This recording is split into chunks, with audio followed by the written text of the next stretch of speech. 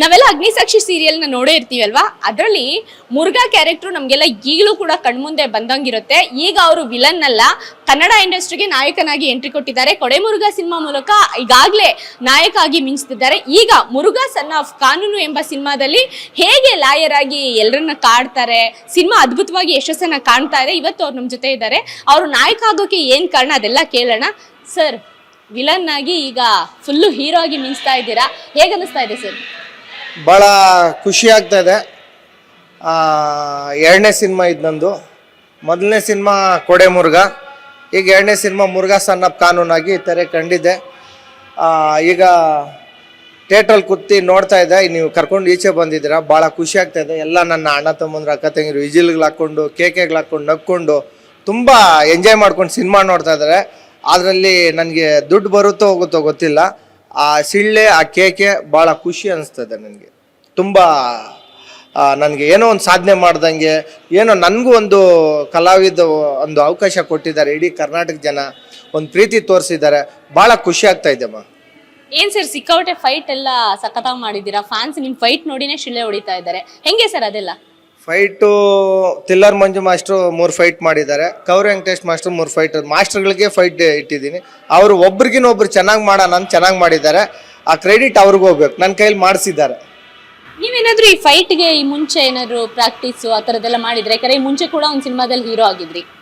Practice ಏನಿಲ್ಲಮ್ಮ, ಅವ್ರು ಹೇಳ್ಕೊಟ್ಟಂಗೆ ಮಾಡಿದ್ದೀನಿ ಅಷ್ಟೇ. ಅಷ್ಟು ಬಿಟ್ಟರೆ ಪ್ರಾಕ್ಟೀಸ್ ಗಿಕ್ಟೀಸ್ ಯಾವುದು ಮಾಡಿಲ್ಲ.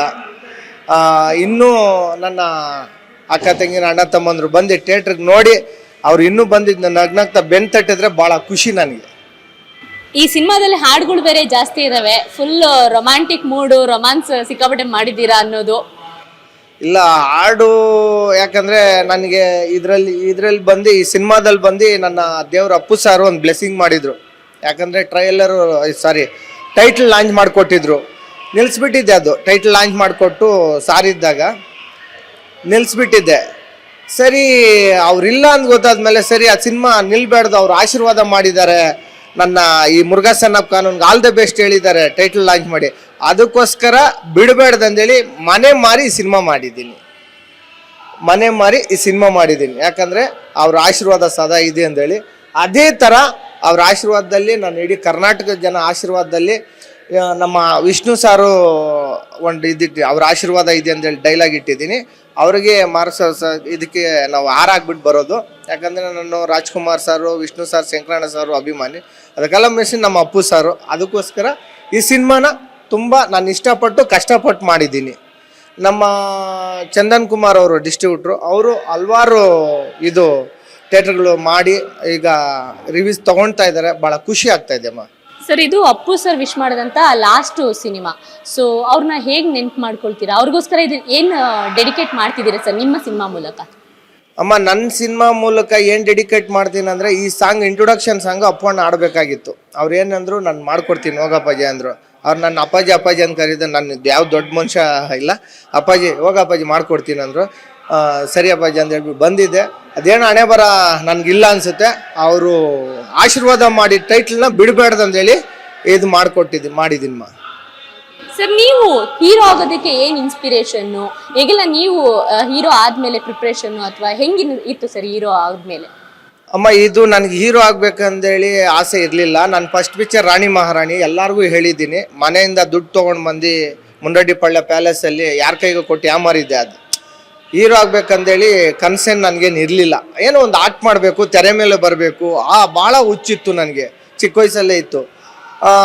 ಒಂದು ನಮ್ಮ ದುನಿಯಾ ವಿಜಯ್ ಸರ್ದು ಒಂದು ಮೂವಿ ಬಂತಲ್ಲ, ಆ ಟೈಮಲ್ಲಿ ನಂದು ಭಾಳ ನೋಕೆ ಅಂದು ಒಂದು ಮೂವಿ, ನಾನು ಪ್ರೊಡ್ಯೂಸರ್ ಕಮ್ ಹೀರೋ.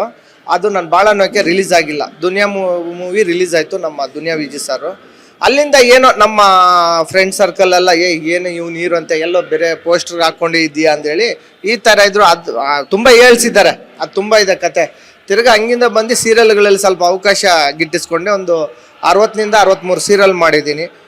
ಅಲ್ಲಿಂದ ಏನಾಯ್ತು, ಕೊಡೆ ಮುರುಘಾ ಸಿನಿಮಾ ಹೇಗೆ ಸಿಕ್ತಂದರೆ, ಅಗ್ನಿಸಾಕ್ಷಿಯಲ್ಲಿ ಒಳ್ಳೆ TRP ಬಂತು, ಒಳ್ಳೆ ಜನ ರೆಸ್ಪಾನ್ಸ್ ಕೊಟ್ಟರು. ಜನ ಅನ್ನೋಕ್ಕಿಂತ ನನ್ನ ಫ್ಯಾಮ್ಲಿ, ಇಡೀ ಕರ್ನಾಟಕ ಜನ ನನ್ನ ಫ್ಯಾಮ್ಲಿ ನನ್ನ ಮಗನ ಸ್ವೀಕರಿಸ್ತು.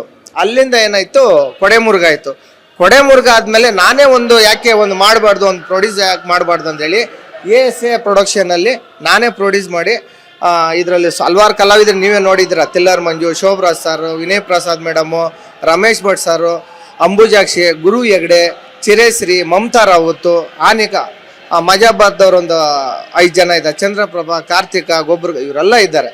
ಇವ್ರನ್ನೆಲ್ಲ ತುಂಬಿ ಒಂದು ಸಿನಿಮಾ ಮಾಡಿದ್ದೀನಿ. ಇನ್ನೂ ಬಂದು ನೋಡಿ ನೀವು ಏನಂತೀರೋ ಅದಕ್ಕೆ. ಚೆನ್ನಾಗಿದ್ರೆ ಬೆನ್ತಟ್ಟಿ, ಚೆನ್ನಾಗಿಲ್ಲ ಅಂದ್ರೂ ಒಂದು ಹೇಳಿ ಇನ್ನೂ ಚೆನ್ನಾಗಿ ಮಾಡೋದು ನನಗೆ ಶಕ್ತಿ ಕೊಡಿ ಅಂತ ಕೇಳ್ಕೊತೀನಿ ಮಾ. ಸರ್, ಇವಾಗ first day first show important ಆಗುತ್ತೆ, ಜನ ಹೆಂಗ್ ಬರ್ತಾರೆ ಅಂತ. ನಿಮ್ಮ ಸಿನಿಮಾಗೆ ಒಳ್ಳೆ ರೆಸ್ಪಾನ್ಸ್ ಬರ್ತಾ ಇದೆ, ಈ ಖುಷಿನ ನೋಡಿದಾಗ ನಿಮ್ಗೆ ಹೇಗೆ ಅನಿಸ್ತಿದೆ?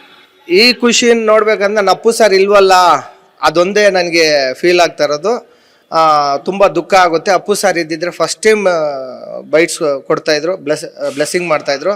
ಅದೊಂದು ದುಃಖ ಬಿಟ್ಟರೆ ಇಲ್ಲೆಲ್ಲ ಖುಷಿನೇ ಇದ್ದಮ್ಮ. ಇಲ್ಲೆಲ್ಲೋ ಇದ್ದಾರೆ ಅಪ್ಪು ಸರ್, ನನ್ನಲ್ಲಿ ಇದ್ದಾರೆ ಅಪ್ಪು ಸರ್, ನಿಮ್ಮಲ್ಲಿ, ಅವರಲ್ಲಿ ಎಲ್ಲದರಲ್ಲೂ ಅಪ್ಪು ಸರ್ ಇದ್ದಾರೆ ಅಂತ ನೆನೆಸ್ಕೊಂಡಿದ್ದೀನಿ.